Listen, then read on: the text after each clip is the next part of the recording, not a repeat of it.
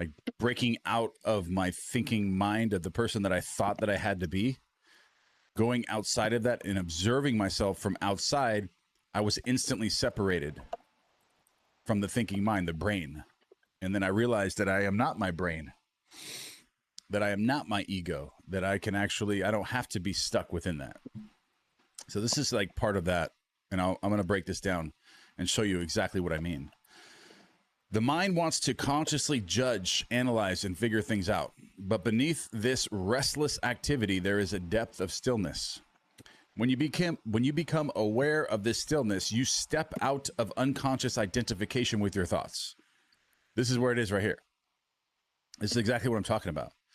When you become aware of this stillness, present moment awareness, you step out of unconscious identification with your thoughts. You become the observing presence, the silent observer. You separate yourself from the thinker, from the person that you've always connected or identified yourself with. You don't have to be that person. That person is not you. As Tolle states, whenever you observe your mind, you are no longer trapped in it.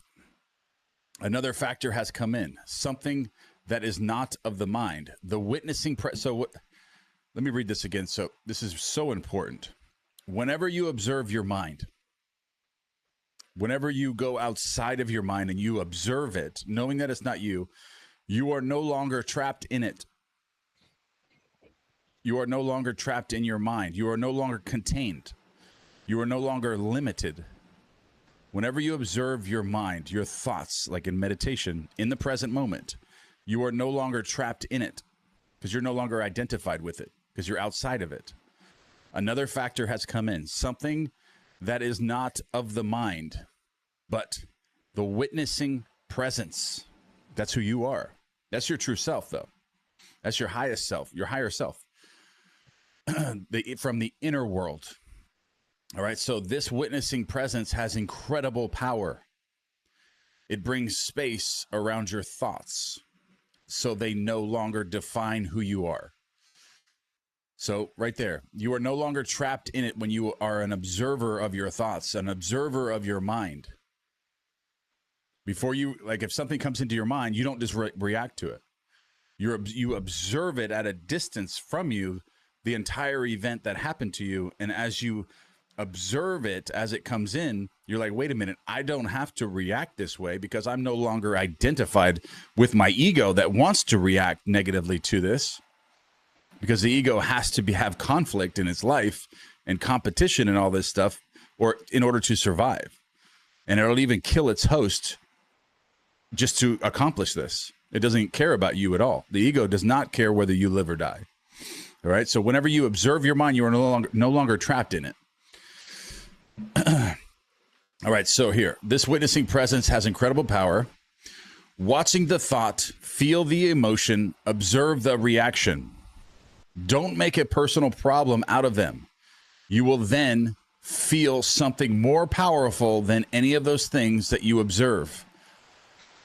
The still observing presence itself behind the content of your mind, the silent watcher. 1 second, I'm so sorry.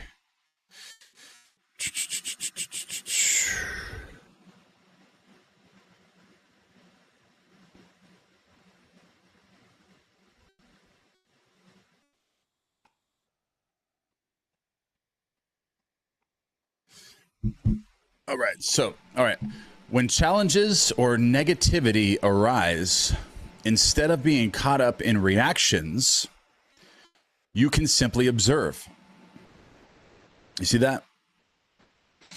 When challenges, negativity, hurricanes, your car breaks down, unexpected debt comes in, instead of being caught up in reactions, you can simply observe this. This breaks unconscious identification and dissolves the pain body. We will cover that later. And access the power of now, the power to change your reality in the now, because that's the only time you can. But when you constantly are caught up in the reactions of the challenges, negativity, debt, hurricanes, all this stuff, then you keep recreating those same events in your life. You stay in the same reality. But when you are the silent observer and you're outside of your reactions, just observing your ego, observing the thoughts, observing the potential reactions, that's when you separate yourself and become powerful. That's when you find your true self and your true limitless power to change your life, because now you know how to create things. You know how to change things. And now that you have control of your reactions and your moods, and you're observing those moods, and then you're able to change them before you react to them, because you know that the reactions aren't you. The thinking part isn't you. The ego really isn't you. The ego is what wants you to react to it and cause conflict and all these different things within yourself. Now you've observed that, and now you know what to do. You're like, wait a minute, I know the law of assumption. I know feeling states. I know imagination. Now I can make true change, okay? That's where this all comes into play. And that's why I think Neville Goddard and Eckhart Tolle combined together is probably the ultimate manifestation pack. When they come together, those two, with present moment awareness, with Eckhart Tolle, and everything that Neville Goddard teaches with imagination, using those two together in unison is all you need. That's the only thing this is all you need. You don't need to read anything else. You don't need to know anything else or practice anything else but these two spiritual teachers. All right. So when you sense that space of stillness, you become free of time and the egoic mind. From there, true wisdom, creativity, and purpose can arise. All right, so lesson number 5. We're going to do lesson 4, 5, and 6 today. Good morning, everyone. Snake Dagger just got in. Army run training. Good for you, man. Get it. Let's go. Let's go, let's go, let's go. Midas Touch. Lonnie, welcome. Juan. Chantel. Page. A. Felice. Hatsu. Santiago. D Purple, Keely, Chantel, Alchemy with Rose. Welcome, welcome, welcome, everyone. All right, cool. Okay, so lesson number 5. You guys showed up right in time because you missed my rant about my own problems in my life. But they're not really problems. They're actually leading me to my wish fulfilled. They're actually great things happening. I'm actually enjoying the process of it all too. Like, honestly, like boarding up the house, putting the hurricane shutters, getting the sandbags, focusing on that, being very active and controlling my emotions through the whole thing has been very fulfilling, actually. And because I've been present through the whole thing, I'm kind of enjoying the learning process of it, you know, of putting I've never actually done it before. And I've lived in Florida for a long time. I never actually put the hurricane shutters up, but where I am right now in Florida, it's in a rough area. It's like on an island. So it's very susceptible to high winds and flooding. So I just got to be prepared, you know, just be prepared. Then, because another thing that I found about the connection with the law of assumption and having the right mindset is when you, like, for example, you're studying for the bar exam and you're imagining yourself passing. What does that do to you?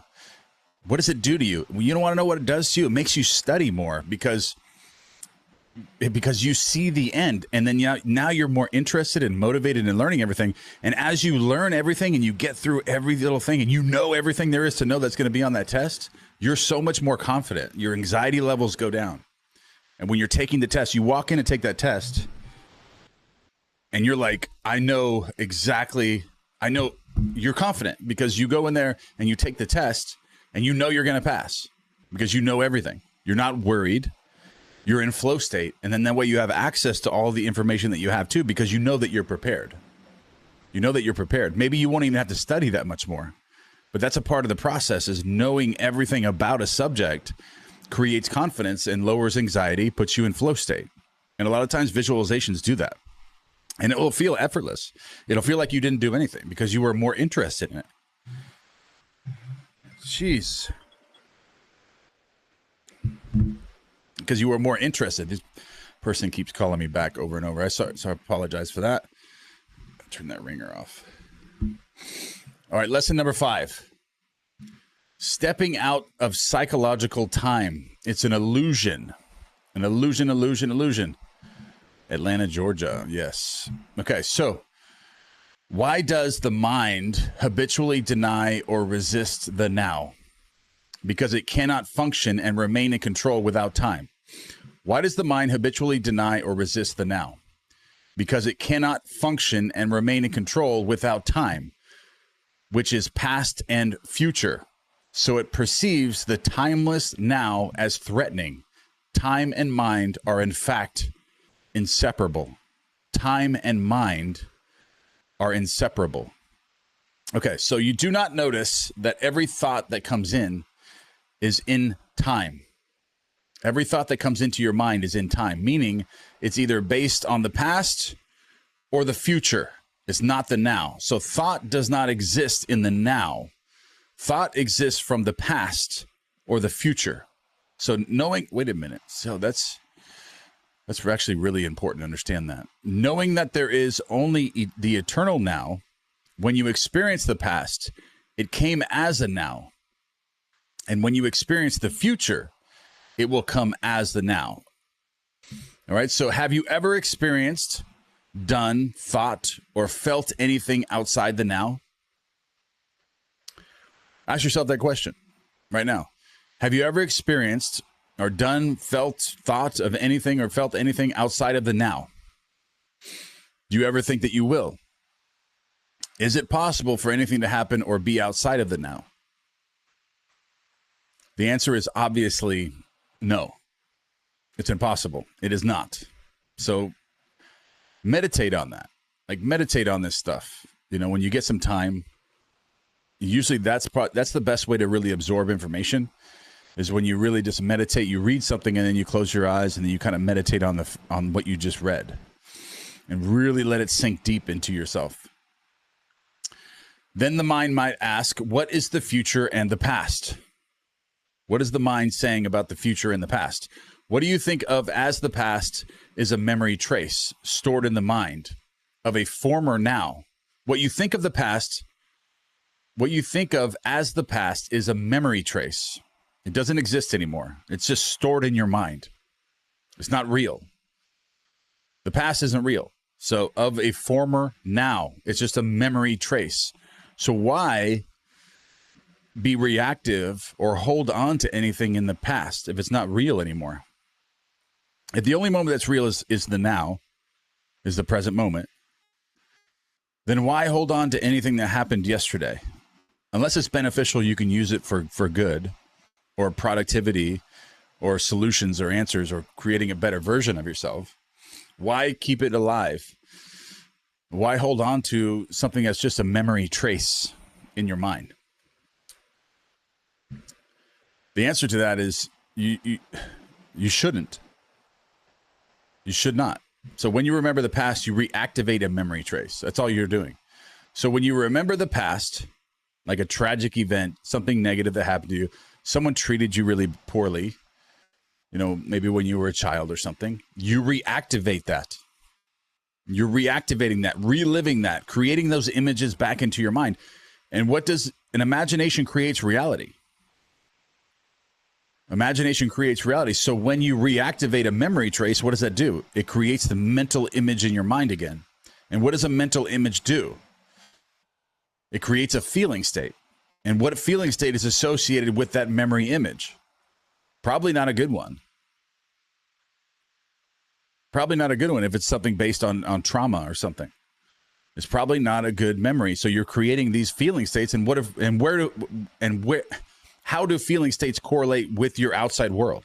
Like, what's the next process of that? You have the images, and then the feelings come from the images in your imagination, and then those feelings from the imagination then are impressed into the subconscious mind, and then the subconscious mind is then expresses that, you know, what you consent to being true of that into your world.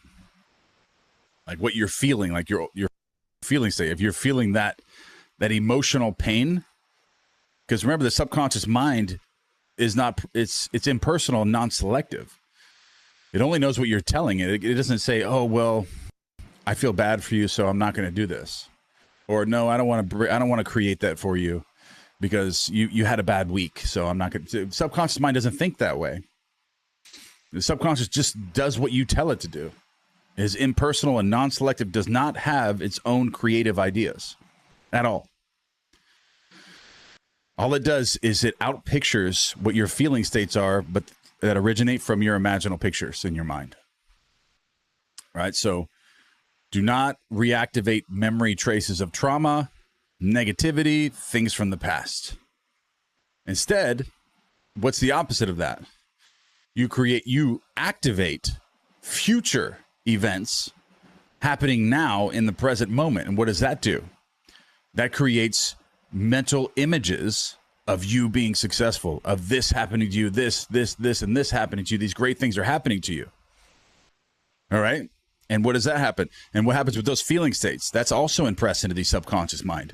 Now you're experiencing something different into your life. And the subconscious mind's like, whoa, this is way different. There's a rocket going up. Oh, the whole house is shaking. I sure hope it's a rocket. And they must be doing it right before the hurricane comes. Elon Musk. He's right across the street from me. I can literally, if I walk in my backyard, I see the rockets go up. It's like literally like 5 miles away from me. SpaceX. Anyways, so activating future events in your life is what you need to be focused on. The future, redirecting the mindset to go to the future instead of the past.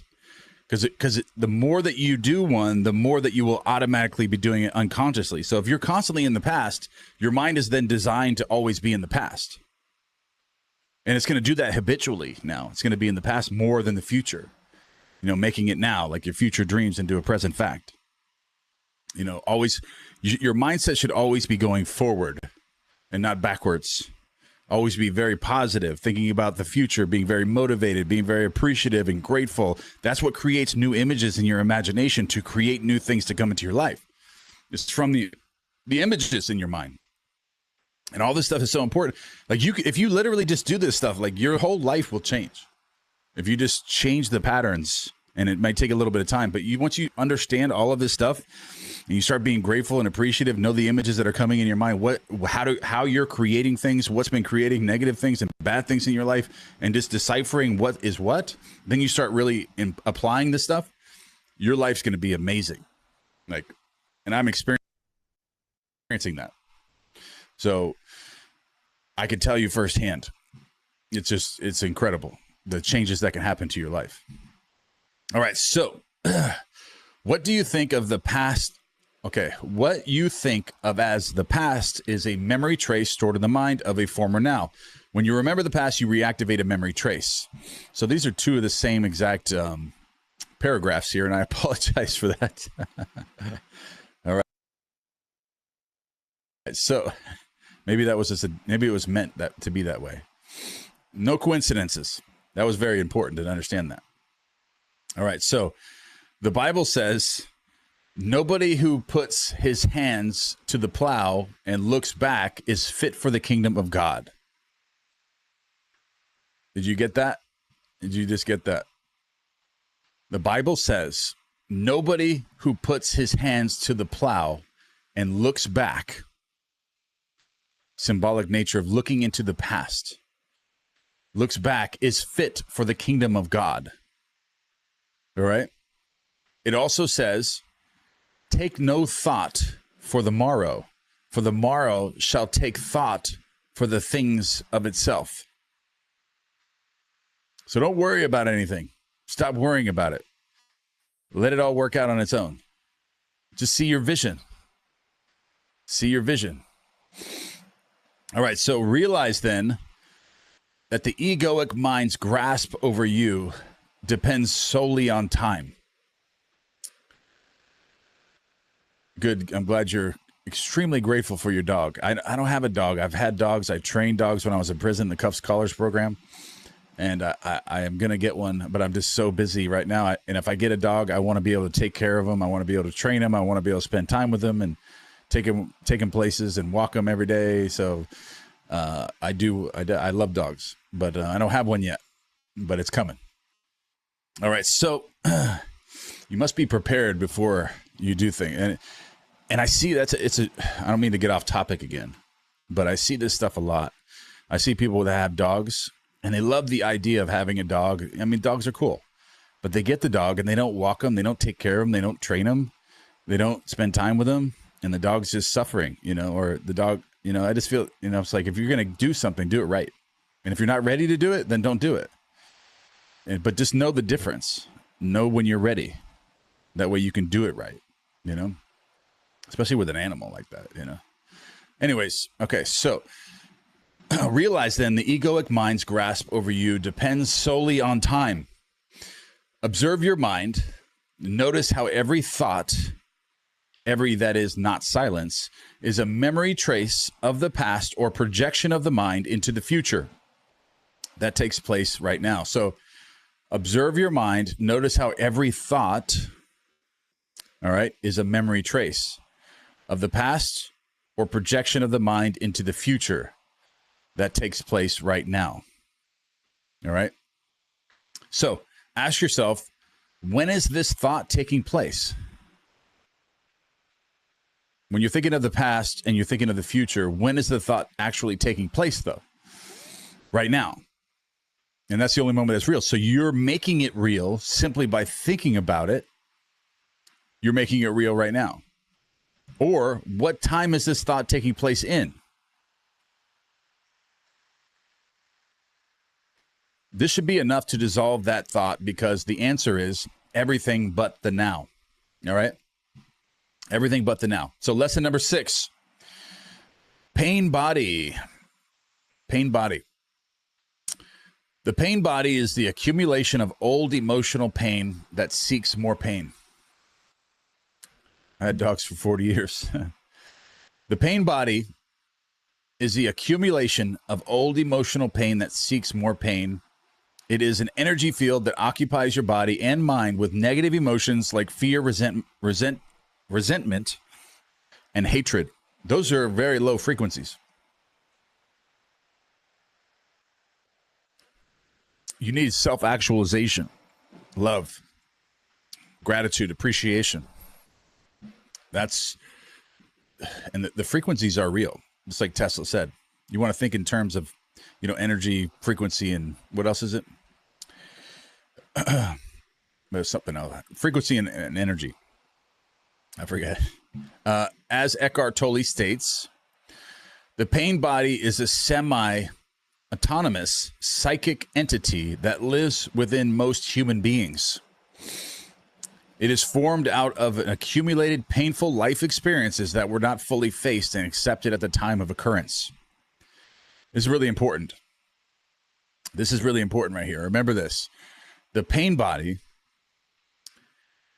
is a psychic entity that lives within most human beings. It is formed and created out of accumulated painful life experiences from the past that were not fully faced and accepted at the time of occurrence. Think about that. The pain body feeds on your unpleasant life experiences and becomes stronger through each painful incident you go through. It can take you over when triggered and project more pain onto your present situation. The pain body wants you to identify with it and feed it. Remember that. The pain body, it wants you to identify with the pain. It wants you to be hurt. The ego does not care whether you live or die. That's what keeps it alive.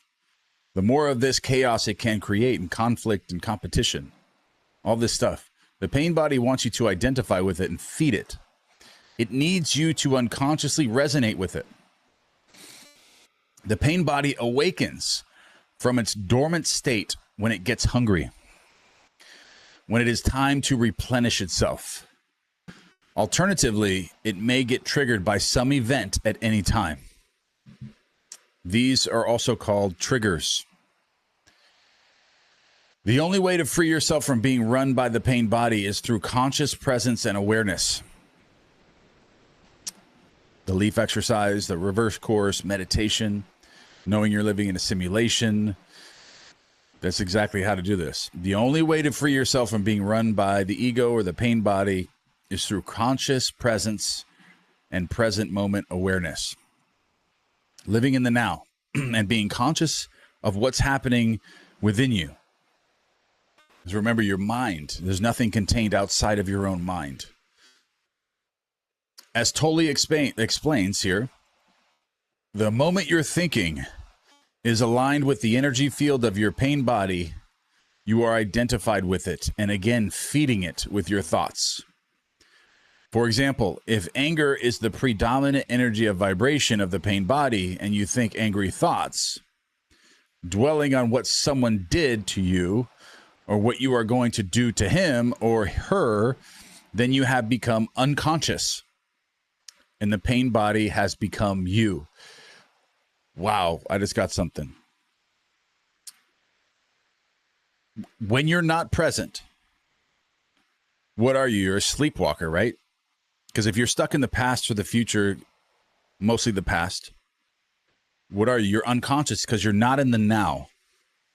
When you're living present in the now, free from conflict of the mind, being grateful and appreciative of the present moment, the ego, the pain body, cannot have any control over you. It can't. It is not you when you're present. Okay, but when you have become unconscious through instant gratification, alcohol use, drug addiction, poor diet, TikTok shorts, all this entertainment, even movies and TV series for endless hours, watching that stuff makes you unconscious. That stuff puts you to sleep. And what happens when you're asleep? The pain body has become you. You no longer have control of your actions because now you've identified with the pain body unconsciously. You've identified with, so you think it's you. So then you start protecting yourself. That's when you meet people and they're just not, good people. And you get to see that and you tell them, listen, that's just horrible. You're just like not a good person. Why are you doing this? It's because they're unconscious and they've identified themselves with the pain body. And that's why they're doing those things, because they're not a real person. They're not present. They're not in the now. They're not real people. They're asleep. And they've been taken over by the pain body. The ego has control of them because they've identified it through unconsciousness. Through unconsciousness. But when you become conscious and aware, you're no longer being controlled by anything. Now you are awake within the dream. And now you're like, wait a minute, I don't have to do this. I don't have to think this way. I don't have to feel this way. I don't have to allow these things to keep coming up.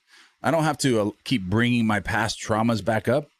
I want to have a vision of the future. I want to create this. I want to manifest this. I want to have this. I want to, do all of these. I want to, have a family. I want to have friends. I want to travel the world. I want to buy a supercar. I want to buy a beautiful house. I want to be healthy. I want to have a good physique. That's when you're conscious, you can make all those decisions and do them without being controlled by anything outside influence. And that's when the decision becomes very simple, because you now have control of your moods, your feeling states, your actions, because that's what controls you. See, the pain body and the ego, once you become unconscious, you cannot say no to your favorite food that's not good for you. Or sleeping in till 10 a.m. and when you could be getting all this other stuff done. Or procrastination, drinking too much, using drugs. That's not who you are. It's the only reason you do that stuff, or anyone does that stuff, is because they're unconscious. Because if you're conscious, you're not going to be doing any of those things. Why would you? Because you're grateful and present, and you are in a self-actualization mindset. You don't need anything outside of yourself in the present moment. The present moment itself is liberating. That's what creates who you are. That when you're truly present, you don't need anything else. You don't need anything else outside of you, because you realize that this having that present moment and being aware in the present moment, slowing time down, is the most precious, priceless, moment, thing that you could manifest. And when you can have that for most part of the day, that's when you found true enlightenment. And then you could still manifest things you want, but you no longer need anything. Because you have the present moment. You could still manifest these great things in your life, but you just want them. You don't need them. Because the only thing you really need is the present moment, to be conscious. Because the pain body cannot become you and not identify with you if you are conscious and awake. I love that. All right, so that was all the lessons we're going to cover today. But I wanted to hit on one other spot here that I kind of skipped over.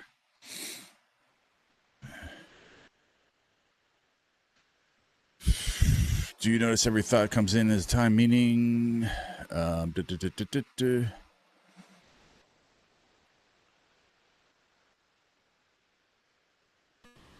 skipped over this part, I think. Okay, so this is stepping out of the psychological time. It's because time is only psychological. So why does the mind habitually deny or resist the now? Because it cannot function and remain in control without time. But time doesn't exist the way you think. Everything is right now in the present moment. You're just slowly passing through the fourth dimension in the 3 dimensions of space. But like I said, why does the mind habitually deny or resist the now? Because it cannot function and remain in control without time, which is past and future. So it perceives the timeless now as threatening. So it doesn't want you to live. The ego doesn't want you to be present.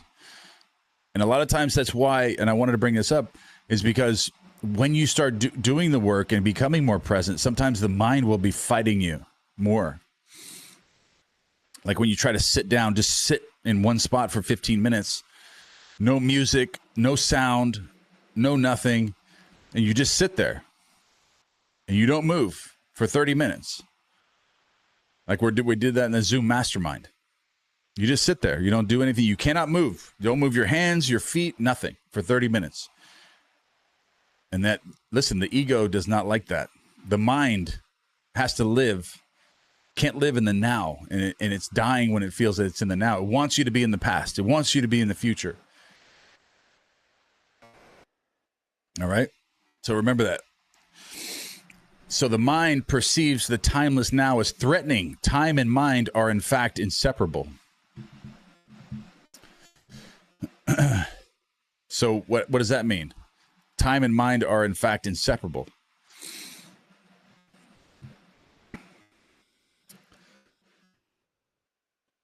So when you have created a mindset, when your mindset is timeless, they're still inseparable. All right, let's do some Q&A. We'll do some Q&A on these lessons here.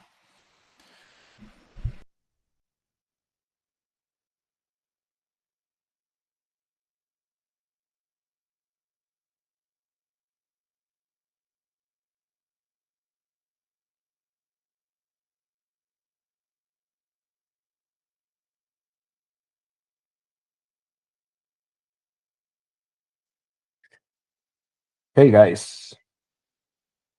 So, well, that was a good one. A really, really good one. So, any thoughts on the lessons? Something that you like, something that you want to share?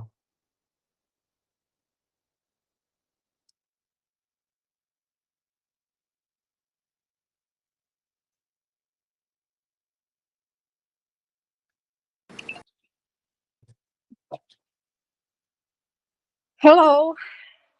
I just wanted to say that I think it was great, as always. And recently I experienced the present moment where there was no past and no future, and it was just amazing. But it's a shame that it is for me so hard to have this feeling all the time and to remain in it, because the mind keeps coming back. So if you have some tips for how to sustain this feeling, even where we have to live, we have to do stuff, and we have to keep thinking about something we have to do, and so on. So if you have any ideas how to sustain it.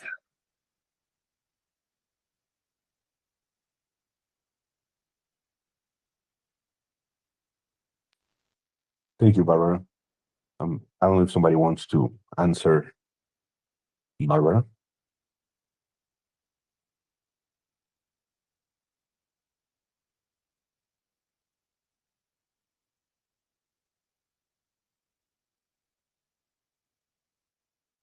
Well, in my case, what I usually do, normally, I try to work on the leaf exercise. I also do the gratitude crash course, and also, what I'm doing right now is I have some alarms. I think I don't know if you were here on the last call, but I was telling them that if you place some alarms during your day, maybe when you're doing, I don't know, you're cooking, you're doing your work, or you're taking care of your family, or whatever you're doing, and then an alarm, your phone rings, and it's an alarm, a reminder for you to stay in the present, or to stay in the wish fulfilled. Because sometimes, actually, right now, it happened to me. I don't know what's going on with my computer. I'm connected one part in my computer and right here on my phone. I cannot hear anything on my computer, and I was feeling so frustrated, so frustrated. But then I said to myself, okay, I'm gonna just focus. Everything's gonna be fine. And well, everything is fine. I have to fix it later. But the point here is, sometimes we just need to have our main goal. Like, okay, I want to achieve this. I want to become this. I want to be this person. Just try don't forget who you want to be, and maybe alarms, maybe doing, I don't know if you're doing the leaf exercise or the gratitude crash course, things like that can help you. Well, that's something that I do. I don't know if somebody else is doing something different. um I don't know, guys, do you have any suggestions regarding this? I think the alarms are a great idea. They always help me, and then they're like a reminder to bring yourself back, you know. So when you start thinking other thoughts, you have that reminder go off, and you're like, "Oh yeah, okay. Let me bring myself within," and then that kind of keeps you on track. Thank you for suggestions. I will set up few alarms and we'll see how it's going. Leaf exercise I do, and also gratitude crash course, which is just great. Everything is much better than before. It's just I wanted to stay in this feeling all the time, because it's nothing I have ever experienced. It's just amazing, and to be in this feeling all the time, it would be just fantastic. For me, like, I'm kind of holding back talking because I want people to talk. So, but what I'm doing is like, I'm in Neville's book, I'll share it. At your command, like he talks about giving yourself your desire, right? And like that, if I find myself slipping out of the state, as he would say, repeatedly to return to the state of wish fulfilled and give yourself your desire. And on page 7, he says, "You are at this very moment drawing into your world that which you are now conscious of being." So it's like I also generate inner conversations where I've been experiencing that for months, and it's impressing your subconscious because it's natural, right? But those are my thoughts. It works. Thank you so much. And Dave is the one that that first impressed upon me. He said, you've been in this for more than 90 days. Like, this is just normal. Like, you're in it and you're experiencing it, and just imagination creates reality. So just keep looping it.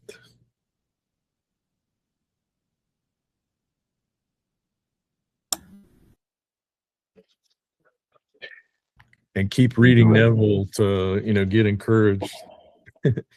I'm in Awakened Imagination right now, going through that again. It's a great book.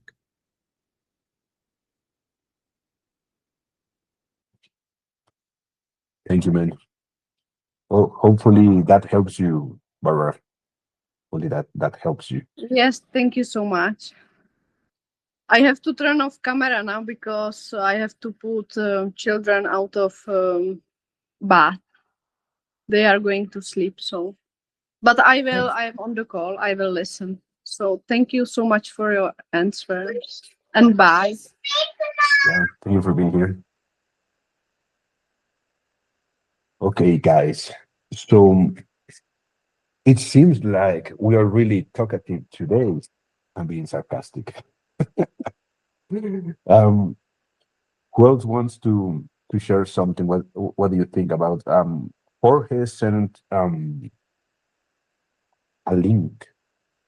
I think it's regarding a meditation. I don't know if you want to tell us about this, Jorge. Oh yeah, totally. So we were talking about like what we're doing to, be grateful, whatever. And it's funny because I was looking at that video which deals with shadow work, and you don't have to, like, the video is about shadow work, but the meditation at the end is kind of funny because it deals more with gratitude. I mean, it's kind of like, if you watch the whole video, it's like a 2-part process. Basically what he says in it is that if you want to deal with your shadow, you just basically just act like yourself, unfiltered, like just don't care. Like, and it's funny because there's a part in the video where he's like, oh, well, how would like Shadow Quasi act? And he literally said, oh, Shadow Quasi, he doesn't give a fuck. He doesn't care, Yeah. So I was just laughing. But at the end, he does like a meditation for, being thankful, being in gratitude, imagining if one of your prayers was answered, or if, like, you already have everything you want, more or less, and kind of being there for a moment and reminding yourself, life is easy, it's abundant, there's enough for everybody. And I think that that's really, really helpful. I mean, I've been doing this for a while now. Like, most of the time, there's a few days I miss, but I try to do it every day I can. And I've been feeling so much better. I've been feeling pretty great. I've been feeling just so, like, great. And it's very, very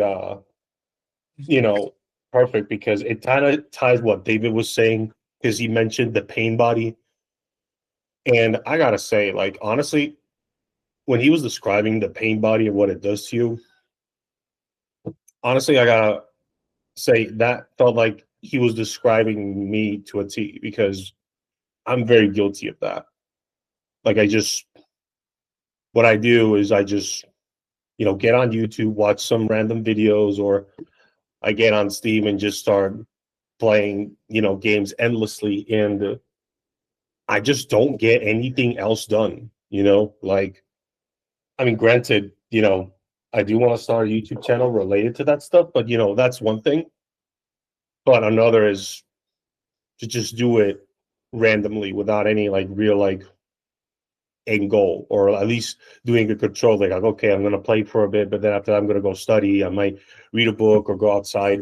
You know, it's like, that's the problem with me. Like, I just keep procrastinating endlessly. I keep like falling asleep super late.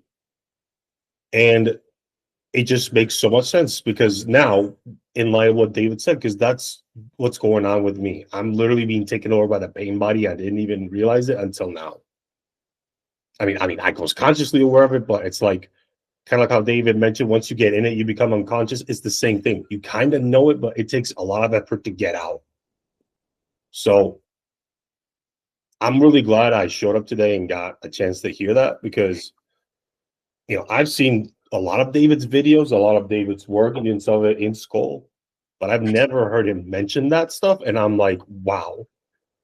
And it makes so much sense as to why I'm having, you know, some issues, you know, some struggles, you know, not just with like my manifesting, but even with my day-to-day life. And, you know, I'm really thankful, you know, because I don't want to stay stuck forever. You know, I want to succeed. I want to be productive. I want to, you know, get the ball rolling. I don't want to keep doing this forever. I don't got like infinite time. You know, people talk about money, and it's like, you know, that's great, you know, but money can be taken, like, money is a thing that you can get back. Like, even if you, like, say you have a bunch of debt, or, you know, your job doesn't pay you well, or you owe somebody, at least you can get it back. It's something that it's not the end of the world if you don't have a lot of it or owe somebody, because you can get it back. But time, you can never get it back. There's nothing in this world could, you know, do that for you. And that's why we got to make sure, when we look at our time, we got to look at it like investors. Like, either we spend our time on things that, you know, are good, that are beneficial, or, you know, at the least don't, you know, take away, versus we spend our time on things and we're just wasting it. So that's all I really wanted to say. That's so good, man. Like, that's real. It's real life, right? And we all chase dopamine, right? And, you know, video gaming, like, that feels great, right? And there's a certain element of self-care where, if you're working and grinding like crazy, like, it's good to reward yourself, you know, in brief chunks, but don't go too prolonged with it, right? And I always recalibrate with exercise. And David used to have me where he would recommend, you know, doing exercise, and I will vary it throughout my day, especially if I feel like my vibration is dropping, or, you know, I'm not feeling as good, like dropping down, doing some burpees or doing push-ups, or even there have been times where I wake up in the morning and just feel low and I don't really know why, but doing some exercise helps. And yeah, the pain body can, you know, it's our 3D, right? So it's like, sometimes our 3D like is right there in our face, and we're just like, get into the 4D, get into your imagination and dwell there and ignore what's going on around here. But yeah, I feel you, man. Like, we're having a human experience, so, you know, things can be wild and wacky. But yeah, love the teachings, and that's what, you know, David says, be non-negotiable, you know, and get locked in on what it is that you're working towards and stay focused on it.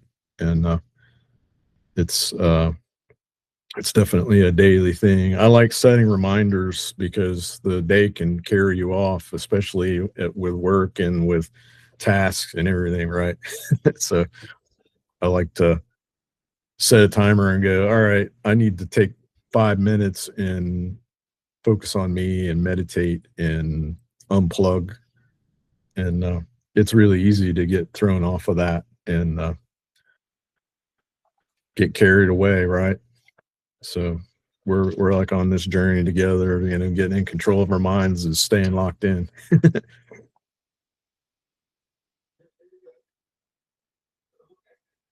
Definitely. Yes. And by the way, I love exercise. Like, I think that's underrated in this community. I think if people did it more, then it would definitely help. I mean, I don't want to, you know, for lack of a better term, raise people's vibrations or make at least people feel better, you know? Yeah, I really got David's point in saying it and sharing it. You know, that he said that that's your present moment awareness. Like when you're exercising, like you really get tuned in, and you're not, whatever it was I was thinking about, I lose it because I'm focusing on that movement, right? And there's very often where I don't feel like doing that, but I'll just do it anyway, you know, and then later you feel better about it. But that's kind of the nature of exercise anyway. But Oh, I totally agree. Exercise is brilliant. I mean, even I had a late night Saturday with meetings late, and I got up on Sunday, did my stuff, had a meditation thing, and then I was like, I think I've got energy to exercise as well. And I did it.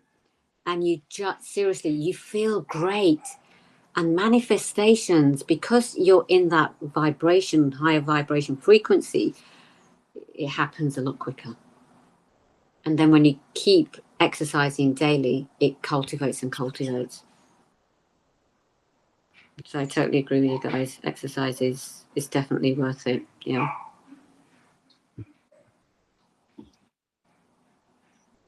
And I've been slowly adding ankle weights, wrist weights, the smallest dumbbells.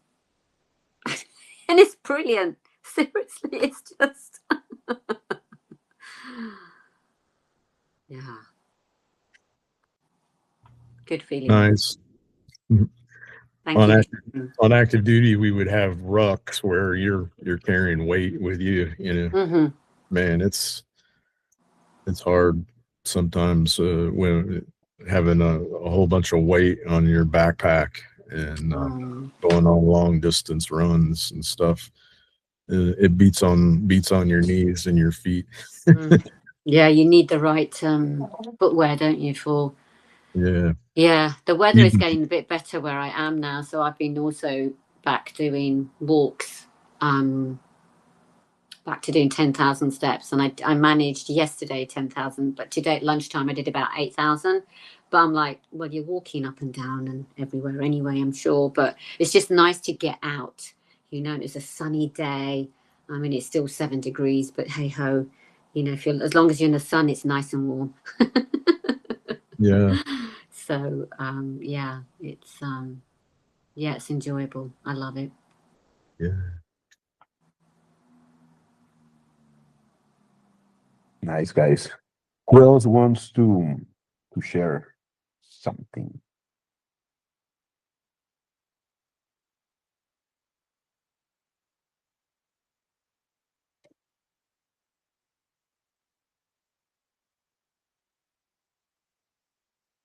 Okay. I've got to jump off, guys. So thanks for having me in. And take care, Rayo. Yeah, take care. Love you all. All right, guys. So if I just gone, now we can have the party. I'm just kidding. What's that supposed to mean?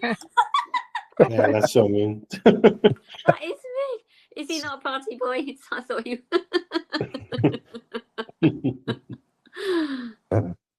Okay, guys.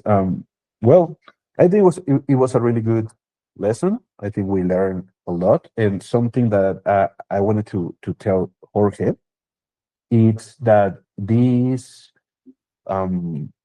presentations, the present moment awareness, that David made them exclusively for school members, so he never uploaded to YouTube.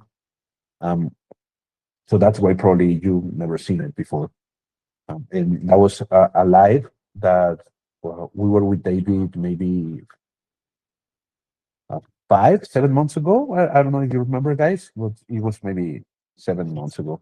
It was last year. And actually, if you look for it on the classroom, you cannot find it. You have to go to the live recordings, and then you can find it there, but not in the actual course. In the course, there's something different, kind of different. But yeah, because this was added after the course was made. So we have pretty good things going on right here, guys. Definitely. Yeah. And well, I have something that I wanted to share with you guys, but not today. I'm not going to share it with you today because we're doing something to make things a little bit more official on the community. So big things are coming for our next lives. So as Roger was saying, he talked to David this weekend. They have a short conversation, and yeah, things are changing and things are getting better. Things are going to get better for us in the community for the next coming weeks. So when I have the complete information and when everything is set up, I will let you know. But believe me, it's good. It's gonna be good for all. But well, somebody wants to share something else, guys? You have been in contact with Jacob, right? Pardon me? You have been in contact with Jacob. Yeah, we've been in touch with the admins. Yeah. So yeah, things are getting better. It seems like we are taking care of things, just like the Italian mafia. Yes. But yeah, But you help that the people know when a life is, because what you have posted was very down. yeah, There have been it several happens. posts so that it's on top. Yeah, it has to be on top, like peanut. Yeah, Yeah. and yeah, guys. Okay. So Wonderful. somebody, pardon me. Wonderful. Oh, yeah, it is wonderful. Indeed, it's wonderful. Okay, my friends. So I think for today, that's pretty much it. I'm going to stop the recording. I'm kind of confused because I have the computer and then I have the phone, and I see. Oh. The funny part is that I don't see your cameras on my computer, but I can see your cameras on my phone. It's weird. It's really weird. Okay, so I stop.